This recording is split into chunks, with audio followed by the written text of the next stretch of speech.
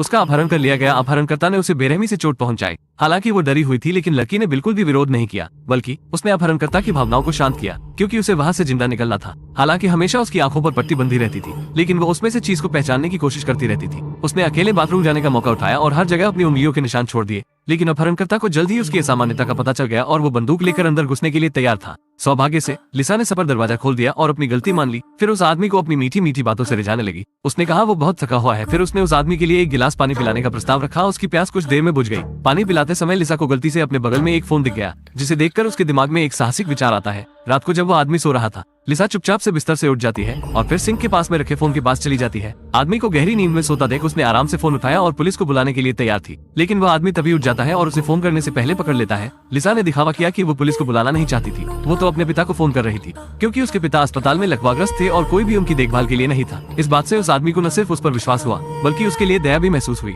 जिसके बाद लिसा ने कमरे में अपने निशान छोड़ना जारी रखा। उसने अपने बालों का एक गुच्छा बिस्तर के नीचे छोड़ दिया। इधर पुलिस बुरी तरह से लिसा को ढूंढने में लगी थी। तनाव और भी बढ़ता जा रहा है। उस आदमी को भी स्थिति को देखकर एहसास हुआ उसे अब लिसा को मारना होगा।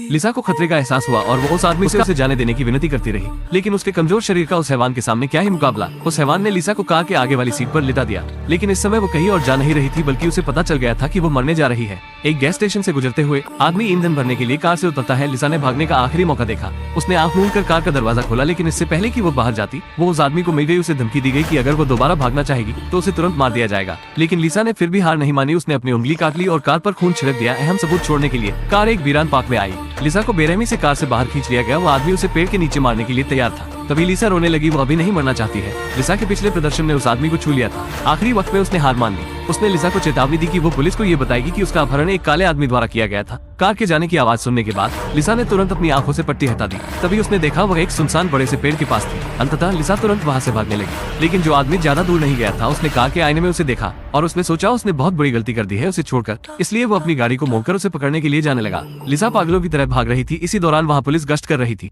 वो आदमी रुकने के अलावा और कुछ नहीं कर सकता था। आखिरकार लिसा बच गई। फिर वह अपने घर की तरफ जाने लगी। घर पहुंचकर उसने अपनी दादी और दादी के बॉयफ्रेंड को बताया कि कैसे उसका अपहरण कर लिया गया है और उसके साथ बलात्कार किया गया है। उसकी दादी और उसका प्रेमी उस पर बिल्कुल भी विश्वास नहीं करते हैं। उन्हें लगता है कि वो घर से इसलिए भागी क्योंकि वो अपने दोस्तों के साथ शराब पार्टी कर सके, इसलिए वो अब उसे सजा देना चाहते हैं। ये पता चला कि उसकी माँ ने उसे अपनी बहन के घर दादी के पास भेज दिया था। दादी का बॉयफ्रेंड बहुत बड़ा कमीना था। उसका बॉयफ्रेंड लिसा के साथ बुरे काम करता था। हालांकि उसकी माँ और दादी को पहले से सब कुछ पता था, लेकिन वह इसे नजरअंदाज कर देते थे। इसलिए दादी को विश्वास नहीं हुआ कि लिसा का अपहरण कर लिया गया था। उसे ये भी डर था कि पुलिस उनके घर की इस बात का पता न लगा ले। अच्छी बात यह है कि चूंकि लिसा नाबालिग है, इसलिए पुलिस को प्रक्रिया के तहत अभी भी लिसा से कुछ पूछताछ करनी है। जब लिसा थाने आई तो उसने पुलिस को आप बीती बताई, लेकिन उसके शरीर पर कोई घाव नहीं था और न ही मारपीट का कोई निशान था। वो जोर से भी नहीं चिल्लाई। डाकू ने उसे खोल दिया और एक सैंडविच भी उसे बनाकर दिया। हालांकि लिसा समझाती रही कि वो लुटेरे के साथ बहुत सहयोग कर रही थी क्योंकि उसे मरने का डर था, लेकिन उसके सामने वाले पुलिसकर्मी ने उसकी बात पर बिल्कुल भी विश्वास नहीं किया। क्या यह सिर्फ ध्यान आकर्षित करने वाली कोई कहानी है?